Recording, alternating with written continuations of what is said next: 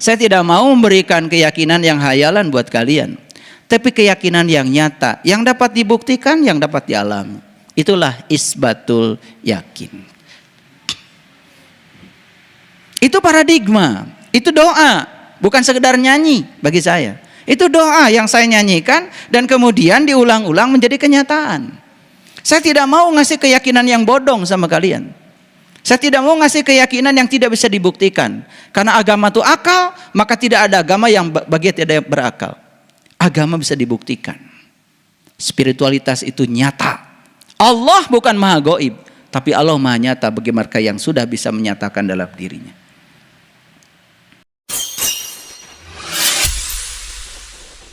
Sesungguhnya awal agama itu adalah makrifatullah, mengenal Allah. Semoga seluruh makhluk hidup, baik yang kelihatan maupun yang tidak kelihatan, di setiap ruang dan waktu, di semua tingkatan, senantiasa hidup berbahagia. Semoga kita selalu diberi kemampuan untuk membahagiakan semua makhluk, juga diberi kemampuan untuk mencegah diri. Jangan sampai ada satu makhluk pun di semesta ini tersakiti oleh kehadiran kita.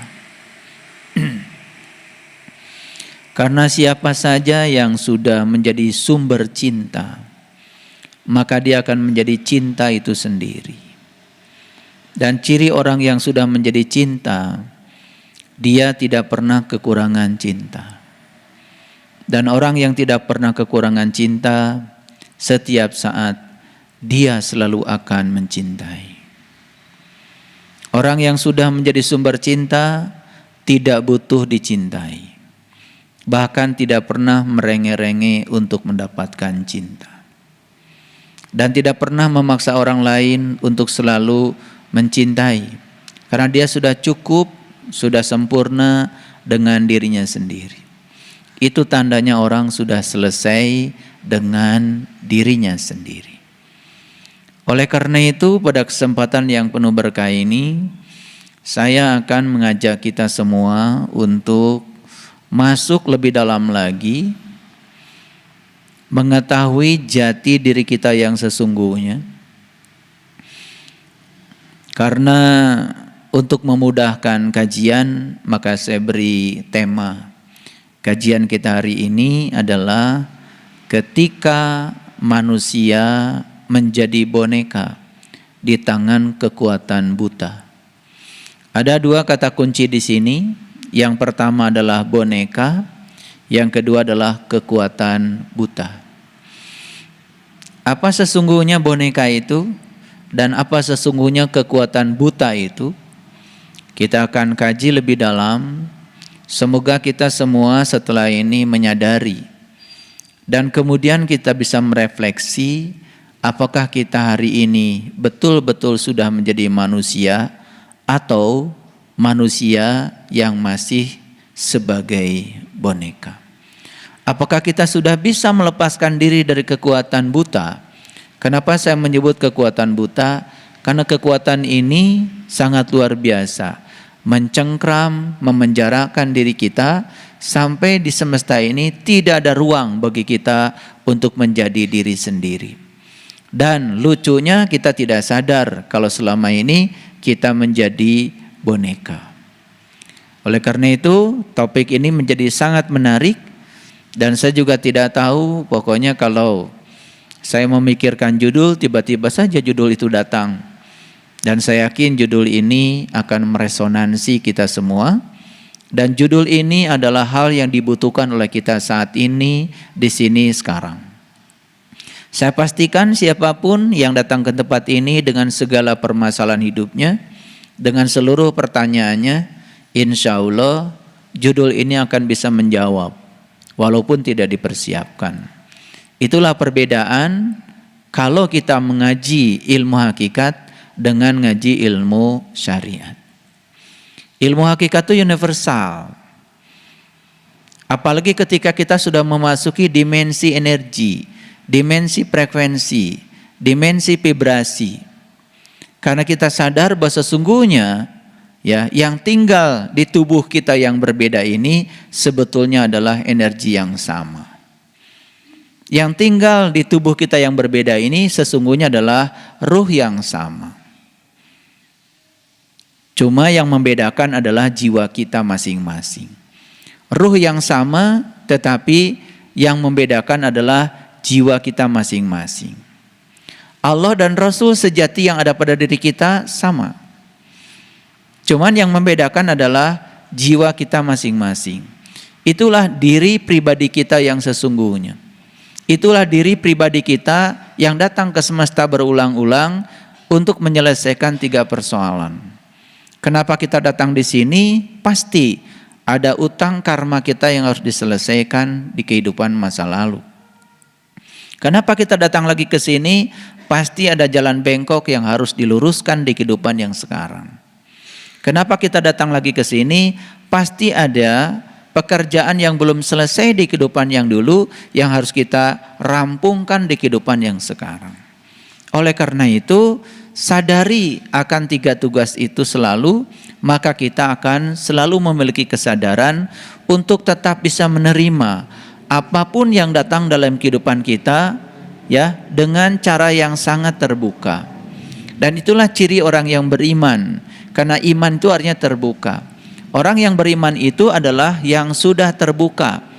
Terbuka berarti dia sudah tidak terjebak oleh dualitas kehidupan. Dua-duanya dia bisa lampaui. Nah, orang yang belum terbuka masih memilah dan memilih dalam kehidupannya, masih mencengkram pada yang dia ingin, masih menendang pada yang dia tidak ingin, itu artinya bahwa dia belum selesai dengan dirinya sendiri. Itu artinya dia masih dalam keadaan tertutup. Tertutup bahasa Inggrisnya adalah kafir. Bahasa Arabnya adalah kafir. Jadi orang kafir itu bukan orang yang berbeda keyakinan dengan kita. Jangan-jangan yang masih tertutup itu adalah diri kita. Bahkan kita merasa bangga, ya, merasa bangga dan sombong dengan keyakinan yang kita anut. Sementara kita tidak bisa menunjukkan kebenaran dari keyakinan kita sendiri dalam wujud akhlak yang mulia, sesungguhnya kita pun masih perlu dipertanyakan keyakinan. Saya sangat setuju dengan kata-kata bijak seorang pemenang hadiah Nobel tentang perdamaian ketika beliau ditanya, apa agama terbaik menurut Anda? Dan beliau mengatakan agama terbaik adalah agama yang bisa mengantarkan pemeluknya menjadi lebih baik. Lantas kemudian agama Anda apa? Dia mengatakan agama saya adalah cinta. Jadi beliau, ya, sudah tidak menyebut nama-nama agama yang ada di semesta ini, tapi beliau sudah keluar dari semua itu dan mengatakan bahwa agama saya adalah cinta. Mungkin bagi orang awam, wah, itu agama baru lagi tuh. Agama apa? Ada agama cinta. Beliau sedang menunjukkan kepada dunia bahwa sesungguhnya inti sari semua agama adalah cinta. Inti sari semua agama adalah cinta kasih. Jadi sangat lucu ya kalau orang beragama kemudian masih suka merendahkan orang lain. Orang beragama masih suka merendahkan keyakinan orang lain. Orang beragama masih merasa seakan-akan dialah yang mengkooptasi Tuhan. Lalu seakan-akan orang lain tidak berhak atas Tuhan yang sama. Itu kan kelucuan yang perlu kita renungkan. Oleh karena itu, mari kita masuk pada kajian kita yang sangat luar biasa ini. Saya akan cerita tentang satu pertanyaan.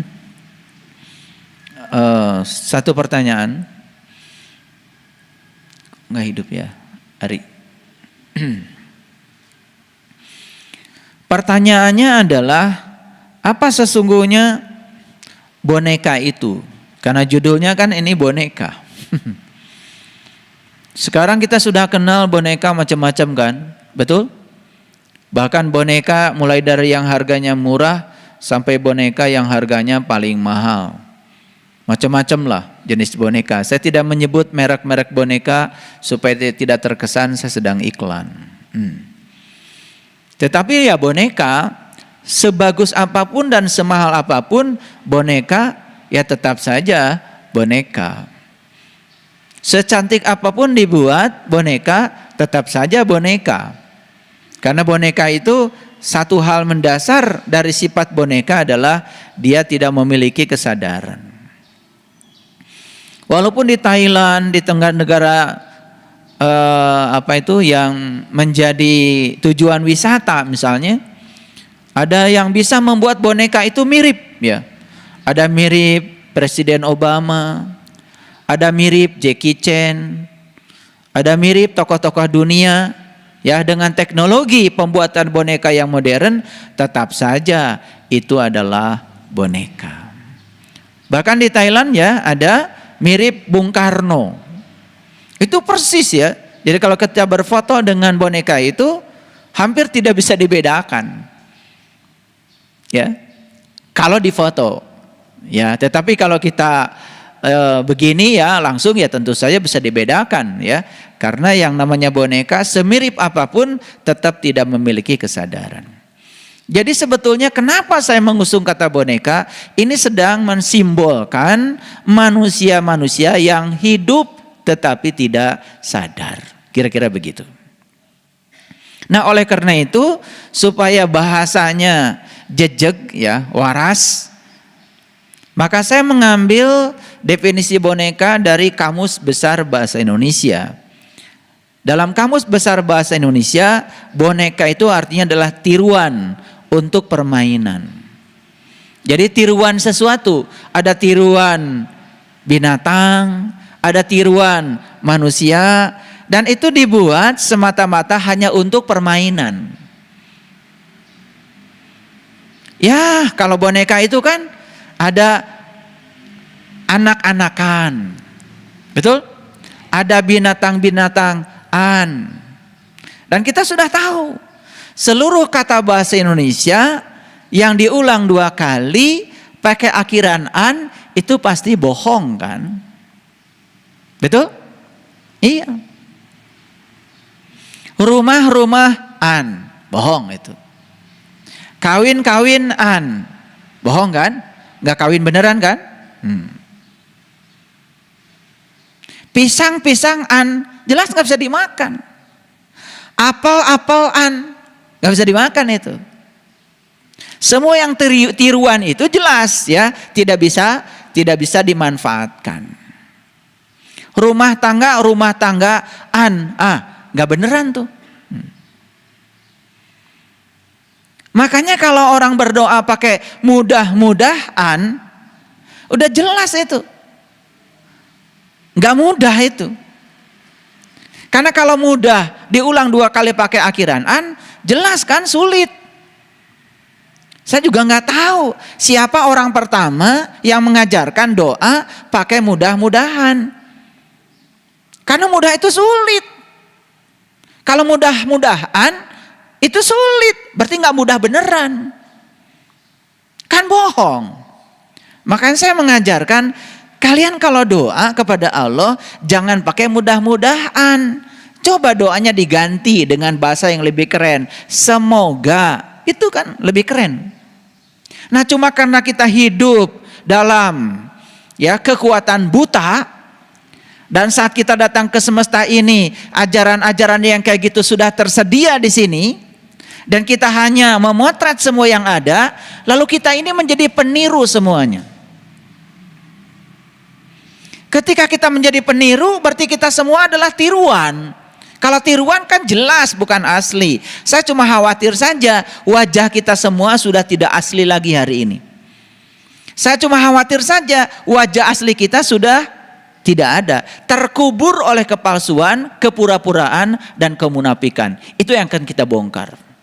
Dan jangan heran kalau selesai dengar kajian saya ini, kalian nanti akan tutup muka. Malu. Kenapa? Ternyata selama ini saya tidak menggunakan wajah asli saya. Saya menggunakan wajah palsu saya.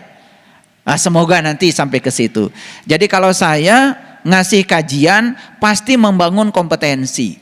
Gak penting ya kalian hafal semua yang saya sampaikan, gak penting. Tetapi kalian sadar dan bisa mengukur secara langsung ya ada satu keterampilan dalam diri yang bisa digunakan untuk mengukur siapa sesungguhnya diri saya. Itu yang disebut dengan pembelajaran berbasis kompetensi. Nah, banyak yang tidak mengerti nih, ya.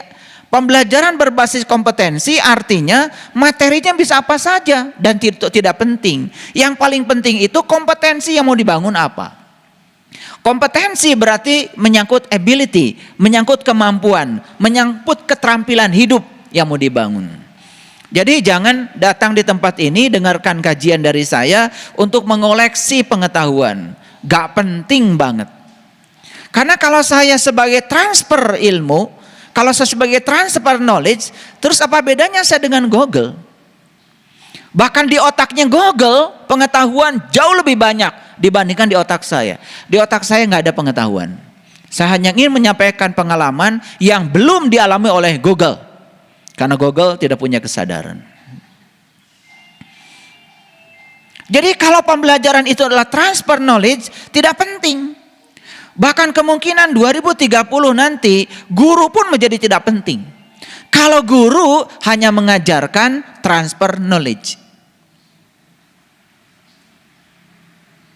Jadi kalau guru itu hanya menulis di papan tulis, menyampaikan apa yang ada di otaknya, hanya mengulang-ulang yang dia tahu, suatu saat anak didik kita akan bosan dengan guru yang semacam itu. Sekarang guru tinggal datang ke kelas ngasih link saja. Anda ingin tahu tentang apa? Ini linknya, ini linknya. Bahkan tidak perlu dilakukan oleh seorang guru.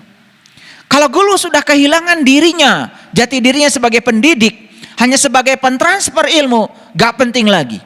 Bahkan 2030 nanti akan ada ratusan profesi yang akan hilang. Bayangkan sekarang, kantor-kantor bank saja sudah tutup. Tidak penting lagi banyak orang yang bekerja di teller. Buat apa? ATM bisa mengambil uang dan store uang. Transfer uang sudah tidak perlu ATM lagi. Masih ingat kalian dulu, kita mau telepon harus pakai wartel. Dan dulu banyak sekali kan di pinggir jalan, ya, kotak-kotak itu, ya, di mana di sana, ya, kita siapkan uang recehan, kemudian dimasukkan ke apa itu, ke telepon itu, dan kemudian dia membuka kontak telepon dan kemudian kita bisa telepon. Dan dulu sangat terbatas kita bicara. Kalau masukkan uangnya 1.000, ya sudah dalam beberapa menit sudah minta lagi 1.000. Masih ingat itu? Itu kejamanan oleh kita, ya, kejamanan. Anak kita udah gak punya cerita itu lagi. Dan sekarang mau menelepon berapa lama? Dulu kita telepon harus menggunakan pulsa. Sekarang telepon pakai kuota internet. Apalagi sekarang di mana ada wifi, di situ ada jaringan, bahkan tidak perlu lagi kita membeli pulsa. Dunia terus bergeser. Bahkan biaya untuk berkomunikasi sekarang murah. Kita mendengarkan kajian di YouTube murah. Jadi kalau sekarang kita tidak pintar, tidak melek, tidak terbuka, ada yang salah dengan diri kita. Hati-hati. Kita bukan harus menjadi kolektor ilmu, tetapi kita harus menjadi pengamal ilmu. Makanya saya ingatkan berulang kali, mengingat itu adalah tingkatan kognisi yang paling rendah. Ada 6 tingkatan kognisi. Pertama mengingat, yang kedua adalah memahami, yang ketiga adalah menerapkan, yang keempat adalah menganalisis, yang kelima adalah mengevaluasi, dan yang terakhir adalah mensintesa. Pengetahuan hanya sebatas diingat, itu gak ada artinya. Sehingga lucu saja saya lihat banyak orang tua yang merasa bangga ketika anaknya itu sudah bisa mengingat. Mengingat Quran surat ini, mengingat Quran berapa juz, itu semua mengingat yang kemudian disebut menghafal. Sekarang Quran pun sudah dihafal oleh HP kita, dihafal oleh komputer kita. Lah kemudian manusia sekarang cuma menghafal, apa bedanya Anda dengan HP? Bahkan lucu ada orang tua yang mensyaratkan, ya, untuk seorang mantu yang ingin menikahi anaknya harus hafiz Quran. Hafiz itu kan hafal. Bagus itu, ya tentu saja bagus. Tetapi hafal itu sudah diganti sekarang oleh HP. Hafal itu sudah diganti oleh bahkan HP saya ini ngapalin Quran gak ada lupanya. Saya tanya ayat mana, surat apa, gak ada yang lupa. Selalu saja melayani. Tetapi otak manusia kan terbatas. Hari ini hafal, besok sudah lupa. Karena ada dua kesadaran manusia. Satu kesadaran yang ada di otak sadar, yang kedua kesadaran yang ada di otak bawah sadar. Nah, ada kesadaran yang paling tinggi yang disebut dengan atas sadar. Itu yang disebut dengan kecerdasan. Nah, kalau kita menggunakan pikiran sadar untuk menghafal, itu dalam bahasa psikologi namanya juga short term memory, memori jangka pendek. Hari ini hafal, besok udah lupa. Kan seperti itu. Mungkin seminggu yang lalu kalau saya tanya kalian, saya bicara apa, sekarang sudah tidak bisa lagi. Bahkan yang sebulan yang lalu apalagi. Terbatas, sangat terbatas. Tetapi memori HP ini tidak terbatas. Bisa mengingat sepanjang dia tidak rusak. Jadi kalau kita baru mengingat, baru menghafal, hati-hati, itu tingkatan kognisi yang paling rendah. Belum apa-apa Anda. Masih ada tahap berikutnya, memahami. Bahkan memahami pun ada 3 tingkatan. Ada memahami secara translasi. Ada memahami secara interpretasi, ada memahami secara ekstrapolasi. Memahami saja tingkat kognisi yang kedua ada 3 tingkatan. Bayangkan kalau saya bedah semuanya, pusing kan pasti kalian? Nah, inilah wawasan, ini wawasan. Maka siapapun yang luas wawasannya pasti luas. Dan semua orang yang kaku berpikir, yang alergi terhadap perbedaan, yang intoleransi, itu semua dari kesempitan ilmunya, kesempitan cara berpikirnya, belum mencapai kebijaksanaan. Tetapi mengapa itu semua terjadi? Ini yang akan kita bicarakan. Apa asal usul itu kenapa terjadi? Ini yang akan kita bicarakan. Jadi kalaupun kita sudah paham, apakah kita sudah bagus? Belum. Itu baru 2/6 dari 6/6 yang harus kita lewati. Di atas itu ada lagi apa? Menerapkan, mengaplikasikan. Karena ilmu tidak diterapkan, ilmu tidak diaplikasikan, ya percuma saja. Buat apa kita jadi kolektor ilmu? Kelihatan seperti ilmuwan. Tapi apa? Ilmu itu boro-boro menolong orang. Menolong Anda saja tidak. Itulah pengetahuan palsu. Itulah pengetahuan pinjaman. Yang harus kita miliki dalam hidup adalah pengetahuan asli. Pengetahuan yang datang dari pengalaman pribadi kita. Bukan dari apa kata buku, bukan apa kata orang, bukan apa kata Google. Bukan apa kata internet. Sekarang tracing di otak kita. Berapa banyak pengetahuan sejati dan berapa banyak pengetahuan pinjaman. Jangan-jangan semua pengetahuanmu pinjaman semua. Gak ada yang aslinya. Itu tidak akan bisa menolong. Di atas itu masih ada keterampilan harus dimiliki, namanya menganalisis. Setelah kita menerapkan, analisis. Di tracing. Apa yang salah? Di mana kesalahan saya menerapkan keilmuan saya? Kenapa ilmu saya tidak menolong saya? Kalau semua orang ditanya, apakah Allah dekat dengan Anda? Mungkin semua hafal ayatnya. Bahkan bisa menyebutkan dalam kalimat Qur'annya. Wa idza sa'alaka ibadi anni fa inni qarib. Jika ada orang yang bertanya tentang aku, katakanlah aku dekat. Bahkan Allah mengatakan wa nahnu aqrab ilai min hablil warid. Aku lebih dekat kepada Anda daripada urat nadi leher Anda. Itu sudah jadi pengetahuan.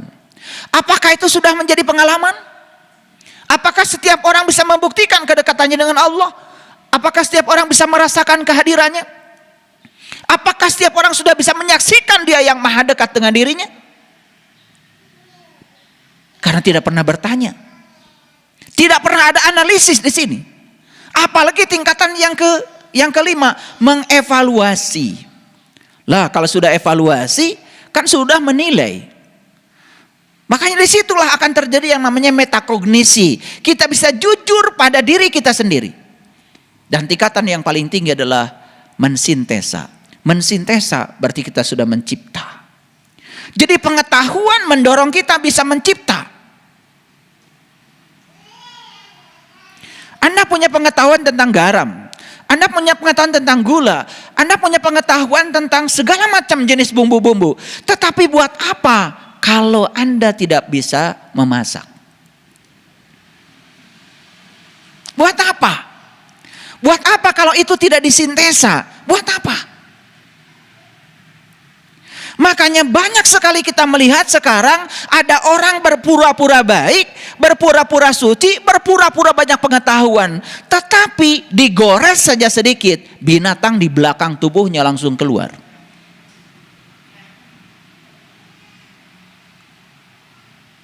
Hanya menerima perbedaan di rumah saja dengan pasangan hidupnya sudah tidak bisa.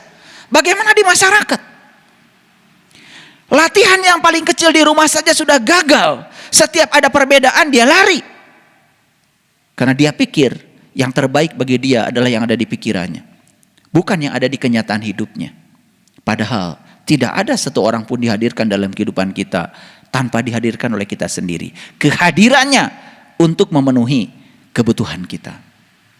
Orang yang tidak sabar butuh kehadiran orang-orang yang tidak sabar. Karena ketika dia dihadirkan yang tidak sabar, kesabarannya akan naik kalau dia bisa menggunakannya. Orang yang tidak baik perlu kehadiran orang-orang yang tidak baik. Karena orang yang tidak baik bisa mengantarkan dia menjadi lebih baik. Kenapa? Ketika dia bisa menggunakan orang yang tidak baik sebagai teladan untuk tidak dicontoh. Kan semua bagus-bagus saja kok dalam hidup. Yang bermasalah kita ini adalah pikiran kita sendiri. Nah, kalau saya jelaskan seperti ini, mungkin akan sangat, wah, begitu ya. Bayangkan saja, yang menghafalkan Quran baru 1/6 dari Quran, belum sampai pada tingkatan mensintesa. Apalagi yang nggak hafal. Apalagi yang hanya membaca, hafal juga enggak. Nah, sekarang yang bangga baru bisa membaca. Karena Anda sudah lulus Iqra 1, lulus Iqra 2, lulus Iqra 6. Sudah betul idghamnya, sudah betul ikhfanya, sudah benar cara membacanya, sudah tidak tertukar lagi alif dengan ain, sudah tidak tertukar lagi sin dengan shin. Jangan merasa kalau Anda sudah ahli surga, belum apa-apa. Karena mengingat, menghafal saja itu baru 1/6-nya.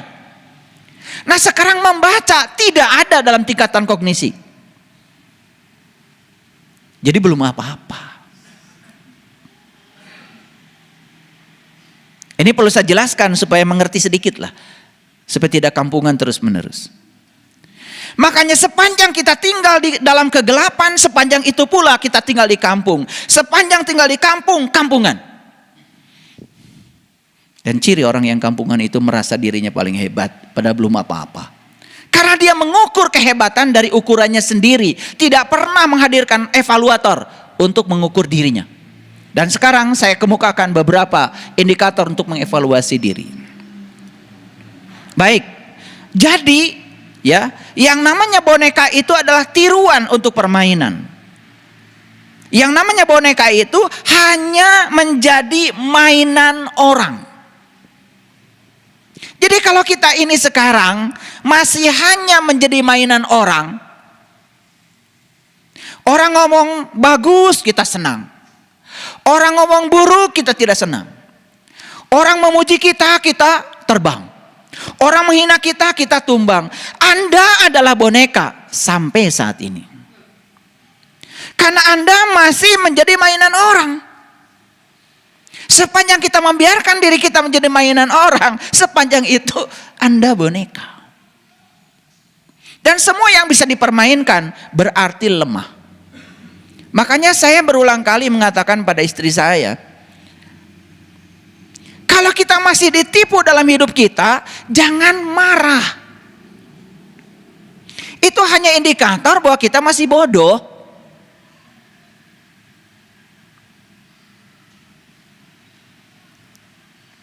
Berarti yang menipu kita lebih pintar dari kita. Buktinya kita masih tertipu. Makanya orang bodoh itu makanannya orang pintar. Orang pintar makanannya orang licik makanannya orang jahat. Nah, pesan saya, kita jangan masuk dari 4 kelompok itu. Bodoh jangan, pintar jangan, licik apalagi, jahat komo.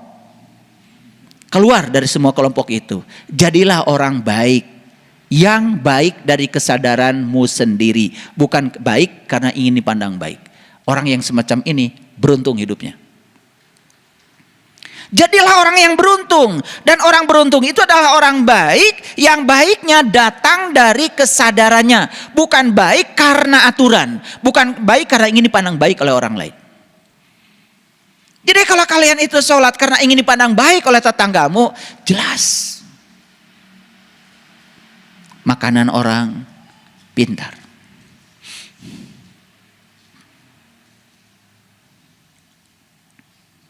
Sepanjang kita bodoh akan menjadi makanan orang pintar. Bagaimana kalau kita pintar akan jadi makanan orang licik? Bagaimana kalau kita licik akan jadi makanan orang jahat?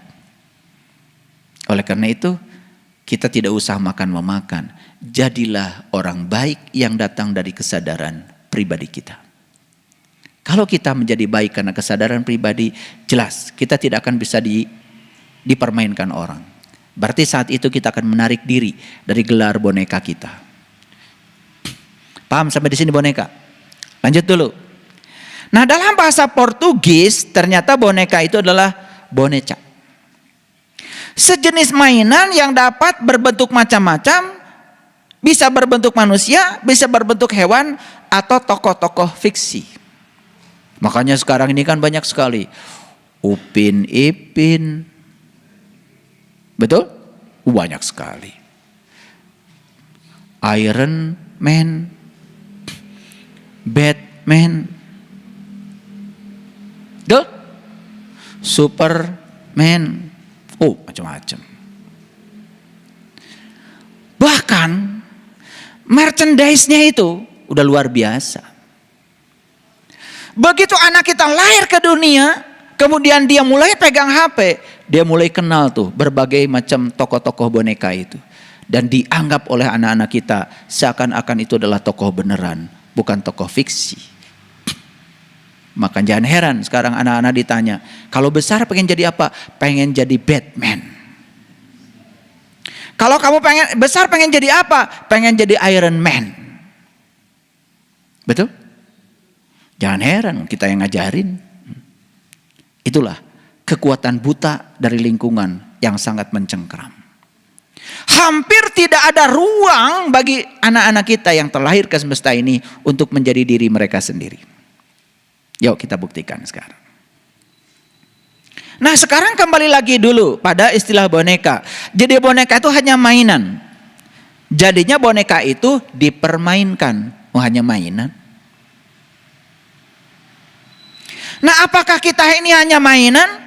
Apakah kita bisa dipermainkan? Ya tergantung kita. Mau apa tidak dipermainkan. Karena banyak orang yang mau dan mengizinkan dirinya dipermainkan. Dipermainkan orang. Karena kita sering mengizinkan menjadi orang. Setuju? Orang yang baperan itu karena dia mengizinkan dipermainkan orang. Masih suka baperan? Tersinggungan.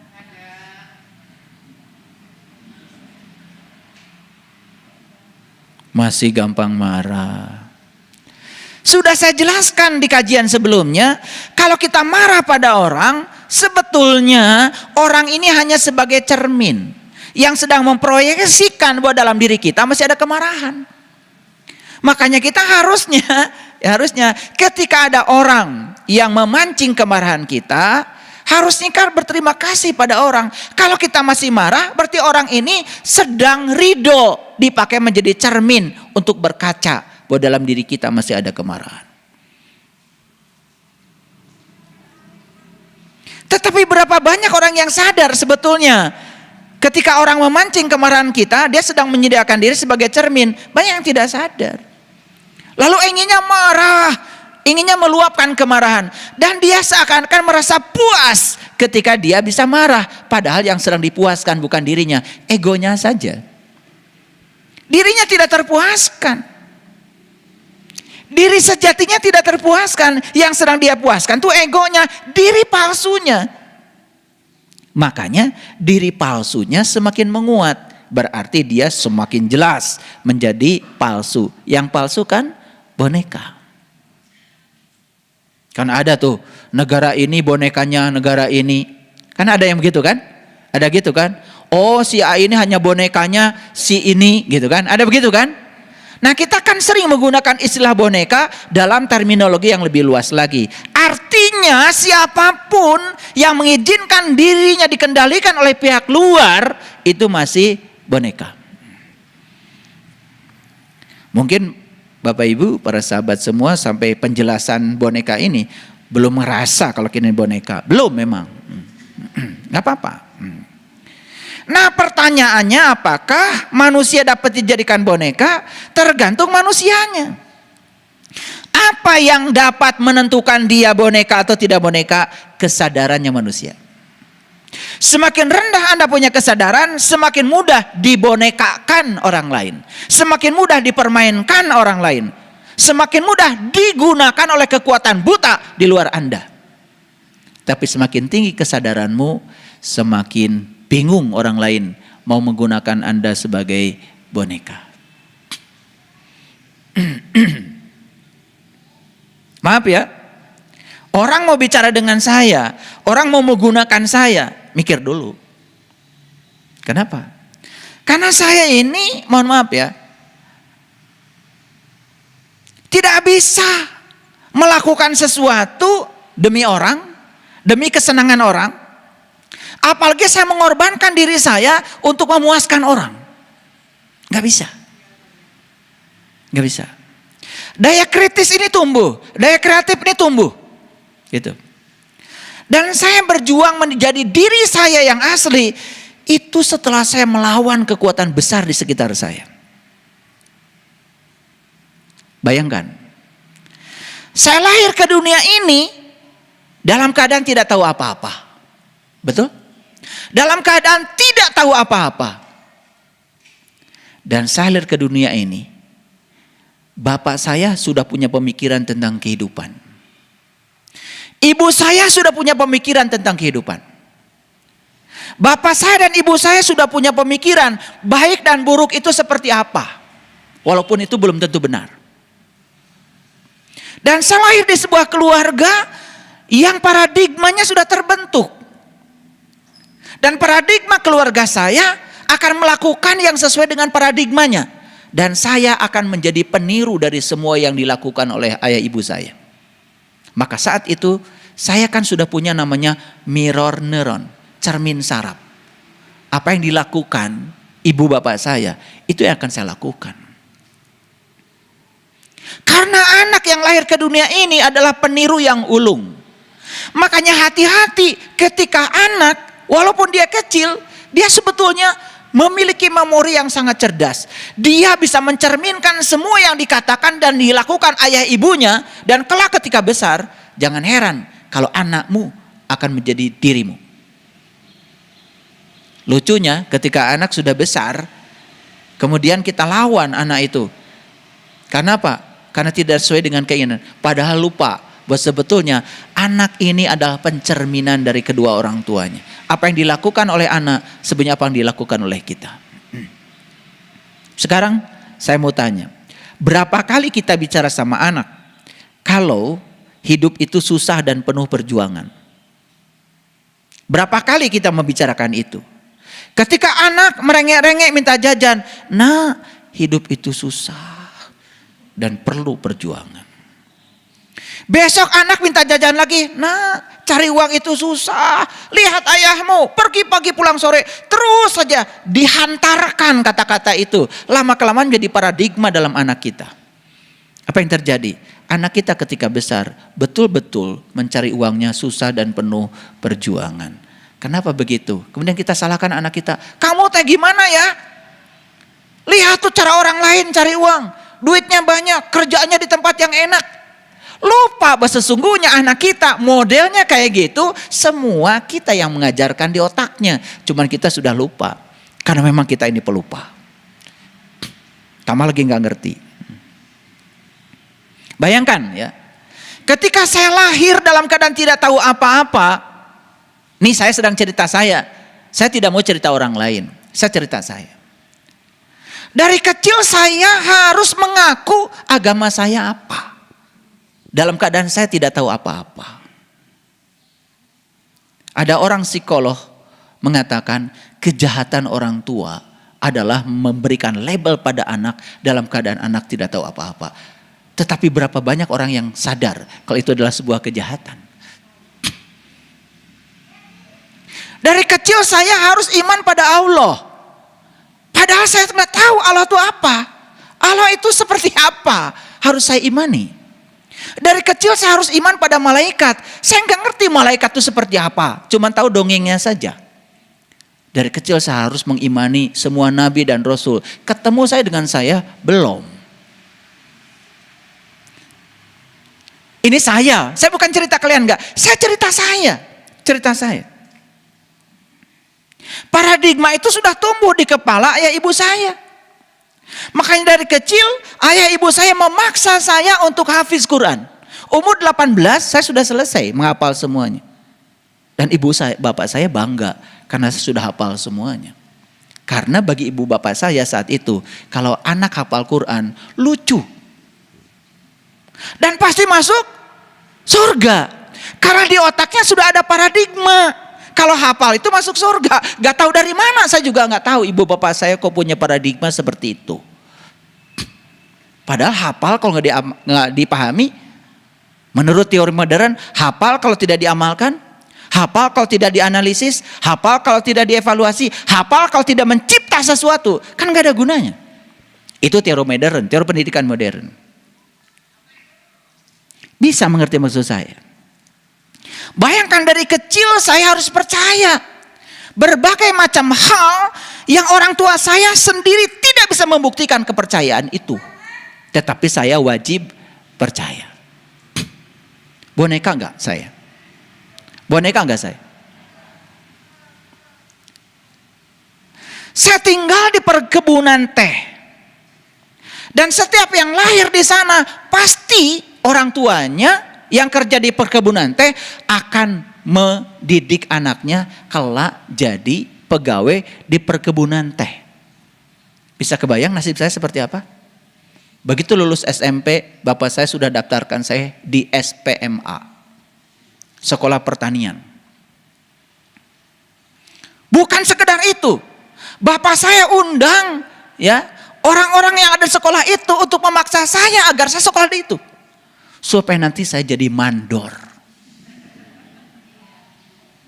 Dan papa saya sedang berkhianat kepada Tuhan saya. Karena Tuhan merencanakan saya bukan untuk itu. Sementara bapak saya punya rencana untuk dirinya sendiri. Biar saya jadi mandor. Saya cerita diri saya ya. Potret saya sama kalian. Karena kalau saya cerita kalian nanti jadi bahaya. Saya cerita diri saya. Dan saya bisa lolos dari lubang itu. Dan saya bilang sama orang tua saya gak mau pak kerja di perkebunan ini. Karena saya lihat orang yang kerja di perkebunan termasuk bapak saya capek tapi gak ada duitnya. Kan saya sudah lihat dari kecil. Saya ingin kerja yang dikit kerjanya sambil rekreasi duitnya banyak. Sambil jalan-jalan tapi duitnya banyak. Itu cita-cita saya dari kecil. Jadi saya harus meloloskan diri dari situ. Di situ saya melawan sebuah kekuatan besar, paradigma bapak saya. Bukan sekedar tradisi, bukan sekedar paradigma. Bahkan seluruh kebiasaan-kebiasaan di rumah yang dididikan kepada kita, banyak yang tidak sejalan dengan hati nurani saya. Bayangkan, saya pernah berdebat dengan orang tua saya ketika saya disuruh puasa. Cuman karena saya bertanya, buat apa pak puasa itu? Dan orang tua seawam bapak saya cuma mengatakan, ya puasa. Kalau kamu gak puasa, kamu nanti masuk neraka. Itu yang diancamkan pada saya sudah saya kecil.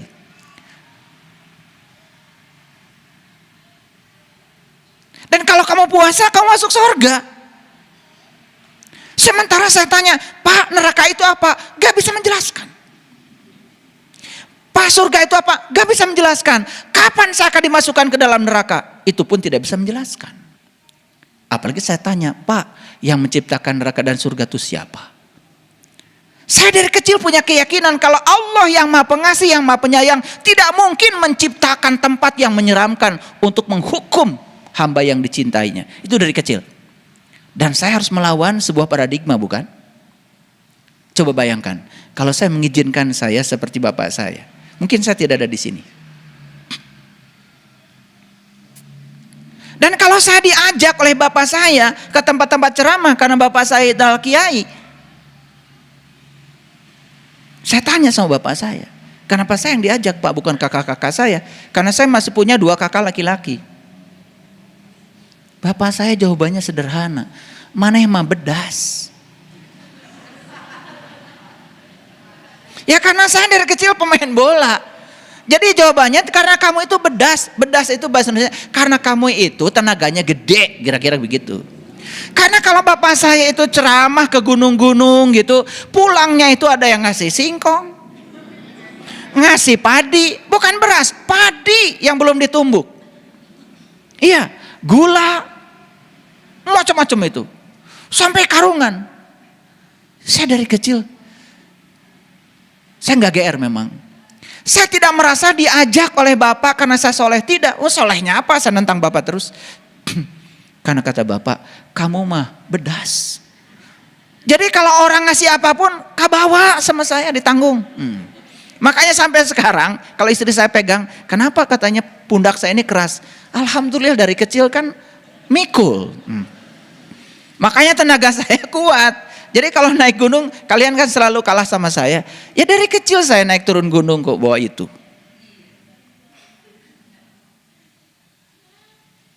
Di situ banyak sekali pertanyaan saya. Ketika bapak saya menceritakan, ya, rukun haji yang kelima, rukun Islam yang kelima adalah haji. Haji berkunjung ke Baitullah. Saya tanya bapak, di mana Pak Baitullah? Di Mekah. Jauh, Pak. Nah, nanya gitu. Kata bapak, Allah tuh dekat dengan saya, lebih dekat daripada urat leher saya. Kok rumahnya jauh, Pak? Cicing sih. Jadi itu dari kecil sudah membuat saya menjadi tidak menjadi diri saya sendiri. Setiap ada daya kritis, daya kreatif saya selalu dibungkam oleh sistem yang sudah terbentuk di kepala bapak saya. Ini saya cerita saya. Kalian mungkin beda ya dengan saya. Dan pemberontakan yang ada di pikiran itu terus sampai saya besar. Makanya begitu saya mau masuk, nah itu, saya tidak jadi masuk SPMA. Dan saya melarikan diri dari rumah. Jadi saya maghrib kemudian saya tinggal di pinggir jalan, saya cari. Ya, pokoknya ada mobil apa saja yang bisa saya keluar dari kampung saya berangkat. Itu saya ingin tes di SMA. Satu-satunya SMA di Garut waktu itu adalah SMA Negeri Garut. Cita-cita saya pengen di situ. Katanya di situ anak-anak pintar berkumpul. Jadi satu kewadanaan situ yang tes di situ, mohon maaf. Karena saya bisa ngitung, jumlah SMP kan cuma 2. Jadi saya tidak bisa ngitung. Yang keterima di SMA negeri itu cuma saya. Di situ. Wah, saya sudah lolos itu untuk menjadi diri saya sendiri. Karena saya nggak mau jadi mandor. Nggak mau jadi. Lah bapak saya juga mandor kan? Ya, ibu saya selalu mengeluh, beras nggak ada. Ya, sehari makan, 2 hari puasa. Terus saya harus jadi itu. Saya jelas nggak mau dong. Masa harus ngikutin bapak saya? Saya bukan sedang menceritakan keburukan, ini bukan. Ini potret. Nanti kalian potret, apakah kalian juga lolos menjadi diri sendiri atau tidak lolos? Saya ke SMA. Saya tinggal di masjid-masjid, saya ngawuruk ngaji karena saya sudah dibekali oleh bapak. Jadi pinter, nah ada gunanya juga tuh bisa ngawuruk ngaji. Lumayan dapat makan. Ya bisa azan lah, bisa azan. Suara saya bagus kalau azan. Cuman belum pernah ikut pertandingan azan aja saya. Nyanyi, kalian udah tahu kan suara saya. Suara saya.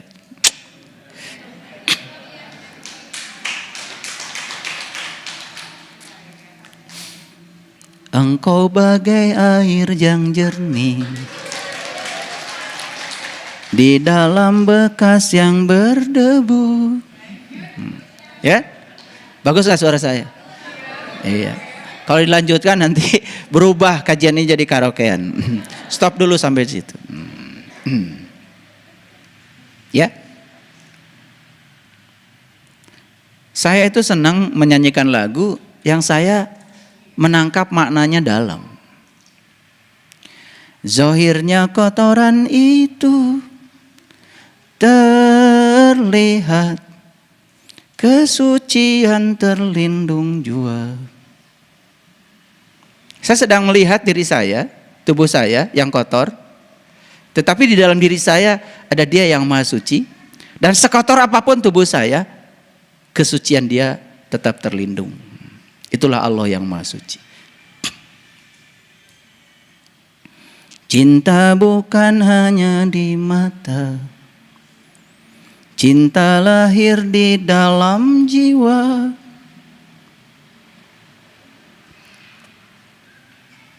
Biarlah salah mereka berkata, biar perbedaan terlihat antara kita.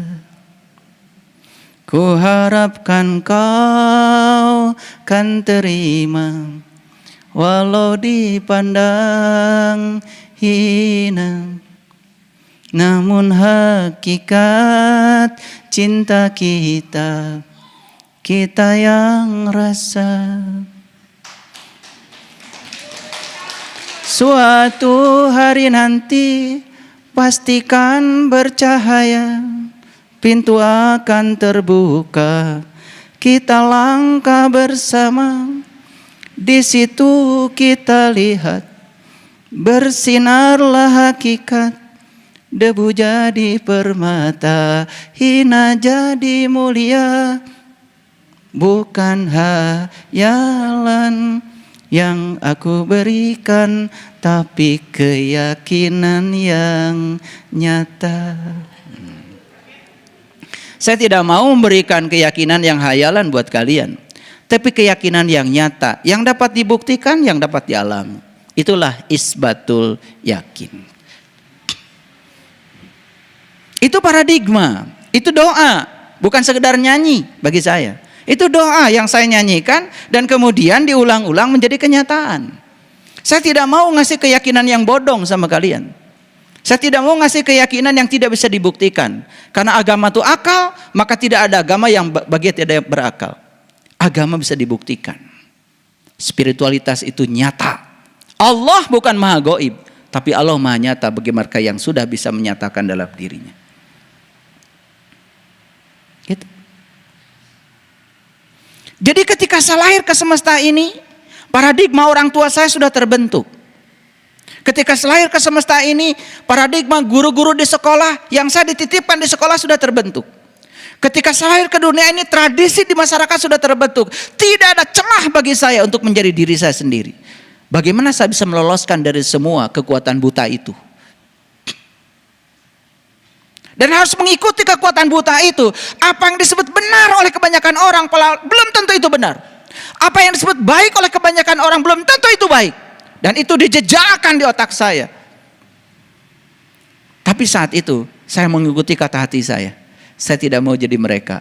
Bahkan saya tidak mau jadi bapak saya. Saya tidak mau jadi ibu saya. Saya percaya saya adalah tamu agung yang datang ke semesta. Saya percaya kalau Allah punya rencana besar untuk kehidupan saya. Dan saya percaya setiap manusia direncanakan kelahirannya oleh Allah untuk menjadi kepanjangan tangan Allah. Bukan untuk menjadi ibu bapaknya, bukan untuk menjadi guru-gurunya, bukan untuk menjadi imamnya, untuk menjadi pemimpinnya, bukan.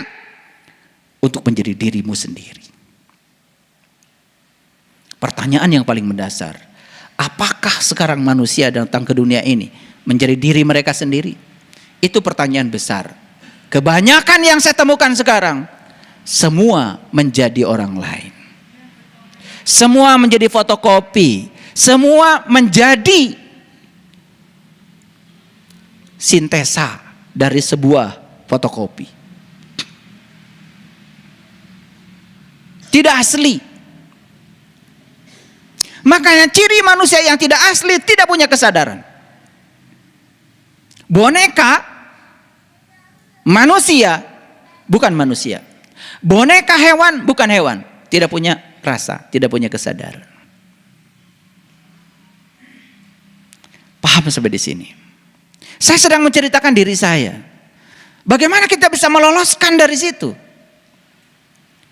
Cerita tentang kiamat dari kecil sudah menjejali otak saya. Begitu saya sudah besar, bahkan dipesantrenkan oleh bapak saya saat itu tanya kepada guru bahasa Arab saya, apa qiyam itu? Qiyam itu artinya bangkit. Berarti kiamat adalah hari kebangkitan. Kenapa kiamat selalu dikaitkan dengan hari hancurnya alam semesta ini? Begitu saya sudah besar, saya sudah tahu ilmu astronomi. Ternyata yang semacam bumi, planet yang semacam bumi ini saja jumlahnya mendekati 150 miliar. Kalau bumi ini hancur, terus yang lain memang hancur. Yang kiamat itu hancurnya alam semesta, saya tidak menemukan di Quran. Kalau Tuhan itu maha penghancur, yang saya tahu di Quran Tuhan itu maha pencipta. Tetapi itu paradigma dijejalkan di otak saya. Bayangkan, kalau kita tidak bangkit dari kesadaran untuk menjadi diri sendiri, maka kita terus-menerus menjadi potret masyarakat yang ada pada saat itu. Dan sekarang anak cucu kita yang datang ke semesta ini hampir tidak bisa meloloskan untuk menjadi diri mereka sendiri. Pendidikan ditentukan oleh orang tua sejak dari kecil. Sekolah ditentukan oleh orang tua sejak dari kecil. Pesantrennya ditentukan oleh orang tua sejak dari kecil. Orang tua keyakinannya A, anaknya harus keyakinannya A. Orang tua keyakinan B, anaknya harus keyakinan B. Walaupun anak itu tidak tahu apa-apa tentang yang harus dia yakini. Bukankah sebetulnya kita sedang membius anak kita, membatasi anak kita, membatasi setiap kelahiran ke semesta ini? Padahal sesungguhnya hakikatnya setiap kelahiran itu harus menjadi diri sendiri. Karena semesta sudah membuka ruang kebebasan. Lalu ruang kebebasan itu dibatasi, dibius, dilumpuhkan. Bahkan yang paling payah, anak-anak yang datang ke semesta ini dididik untuk merasa bersalah ketika mereka melanggar sedikit saja dari paradigma yang sudah dibangun oleh kedua orang tuanya. Dari mana rasa bersalah? Itu kan dari paradigma yang dicekokkan, yang dihunjamkan dalam pikiran anak kita sendiri. Maaf, ibu bapak. Kalau kita mau berguru pada sejarah para nabi, para rasul, maaf, di usia berapa Nabi Muhammad mulai sholat? Bukankah setelah Isra Mi'raj? Bukankah itu diceramahkan di setiap tahun pada peringatan Isra Mi'raj? Nabi Muhammad mulai sholat setelah beliau dapat perintah sholat. Itu setelah Isra Mi'raj. Berapa usia beliau saat itu? 40. Kenapa kita tidak berani mengatakan, bukankah beliau itu baru sholat setelah Isra Mi'raj dan usia beliau 40? Dihunjamkan pada anak kita sekarang, kalau kamu gak sholat, masuk neraka dari sejak kecil. Lalu mereka dihunjamkan pada diri mereka rasa bersalah kalau tidak melakukan itu. Dan rasa bersalah itu yang menghunjamkan, bukankah orang tua sendiri? Kalau kamu tidak baca Quran, maka kamu akan berdosa. Dihunjamkan rasa bersalah. Sehingga kalau tidak baca Quran, kemudian saya bukan mengatakan itu bagus. Tentu saja, kalau bisa sholat dari kecil dengan kesadaran penuh bagus. Kalau bisa baca Quran dari kecil bagus. Tetapi kalau mereka hanya mengikuti hasrat dan ambisi orang tua, kan mereka jadi boneka. Mereka jadi korban. Betul apa tidak? Kan tempo hari saya katakan, ada anak yang tidak mau sekolah. Gak apa-apa, gak usah dipaksa. Tetapi nanti kalau sudah santai, tanya, kenapa kamu gak mau sekolah? Dengar argumen mereka. Jangan-jangan mereka punya argumen kenapa tidak mau sekolah. Ngerti maksud saya? Dan kita selama ini tidak mau mendengarkan argumen itu. Karena merasa kita punya otoritas untuk menjadikan anak menjadi siapa. Padahal setiap anak datang ke semesta untuk rencana semesta, bukan untuk rencana ibu bapaknya. Bisa jadi niat semesta dengan niat kita sebagai orang tuanya berbeda. Dan ketika kita menyelewengkan niat semesta, sesungguhnya kita sedang menindas anak kita sendiri. Cuman kita tidak sadar. Jadi jangan heran kalau banyak sekarang orang-orang di profesinya merasa stres. Dia tidak mau jadi siapa, tetapi dibuat menjadi siapa oleh orang tuanya, dan dia melaksanakan pekerjaan tidak sesuai dengan personal jeniusnya, tidak sesuai dengan bakatnya, tidak sesuai dengan kejeniusan dirinya. Makanya heran kan sekarang banyak orang kerja itu katanya melelahkan. Dari Senin sampai Jumat, Sabtu Minggu menjadi hari untuk liburan. Berarti dari Senin sampai Jumat mereka semua stres, tidak mendapatkan kebahagiaan. Bayangkan.